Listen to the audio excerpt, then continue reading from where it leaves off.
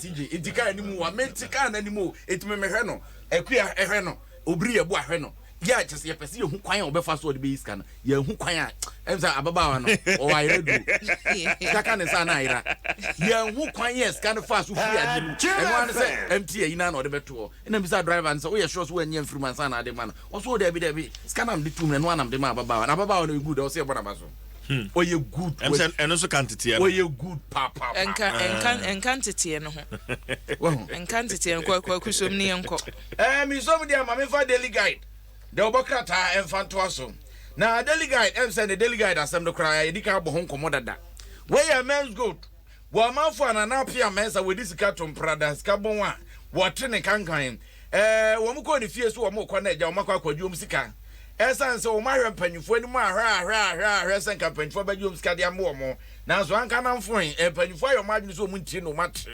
wo mko police force ha emra wo mayimu Public Order Act which means sorry prekope now sorry penham now go be fie se okwa akodanka mododo no kra na ka osambo police fo amane amasambra mikasai yesi achichi bi ni ade anopa CJ woni mpanyufo ni bi atwetwe nkomo na abrantie baako yasu kopie mo fantini tane ne potemu a waje di pa friend Linsford owuo a dodo na friend se sidi na wono na ejina mu di ama NDC amanyuku na wakwa akopre o mamu mrahye bedwafia konwa na ewo potemu abrantie wato anana no monse do se obi ntumi nkyere se wobi na sheda koku no ana se wono akasa naja wato no kon awu nemum wo shedem che kakrante mro ko kwa na chese mu na eya pro na the obokrata phrase the daily guide do atwa de baye was NDC Metro Man founded eti abrantie sidi no daily guide the obokrata re kire se wo ye matwo man na matwo man na wo ye no so NDC amanyoko mu no wo achese wo de na battery ebo amanyoko no ho ban ene ho nsem ababonten onim se on na she apia stadium car na some time ago no na eno ne hu ni pa croshe no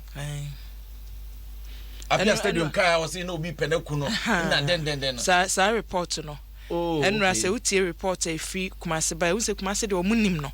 obi anim no nti no ne oye obi a ndisi amanyoko na edom nim no papa ewum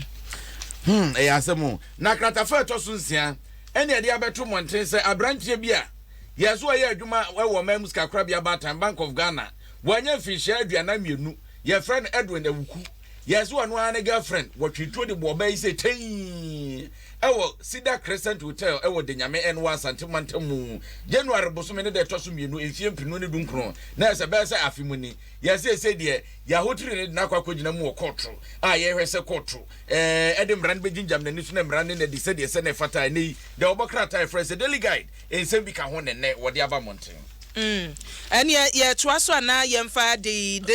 new crusading guide and twaso eno so ye de anu bewie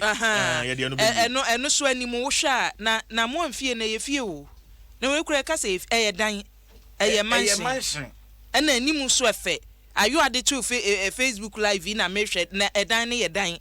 wa kukuru papa de obonka ta isim nura etutoto na course wo no na customers no wo mo ye lucky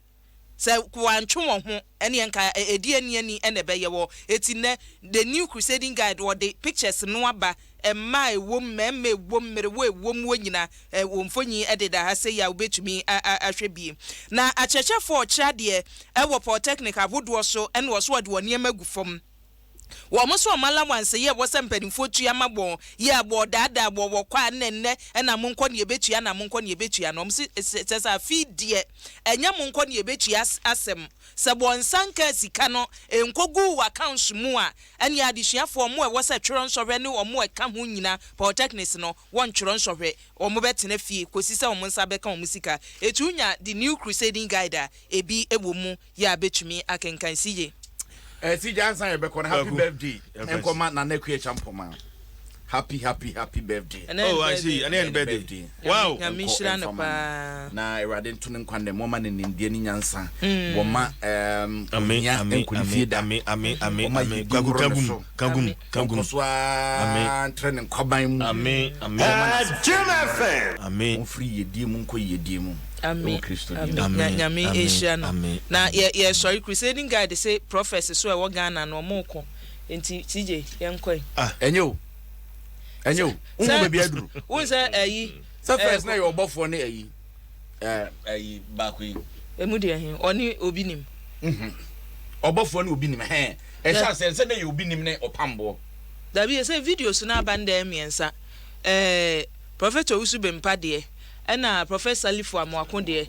na prophet Oduro we say prophet Oduro ne kan to kwa ono so de na do betu mu no na Owusu Bempa so a reply Kofi Oduro na wutie nsem na ba the bonkrata ese che obe print ni nyina obi ade a wo ka ne ntokwa na omoko no ni nyina beba enyema Christosom we are supposed to be together a Christopher na was a Christopher ka wo ho bom na omo ye asempatre. How can a house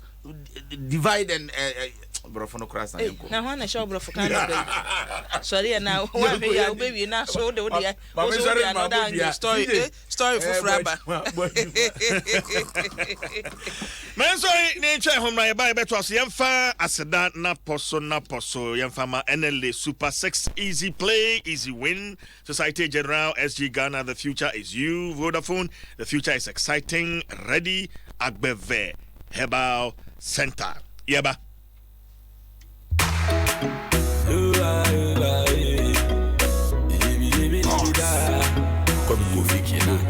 Thanks for la part.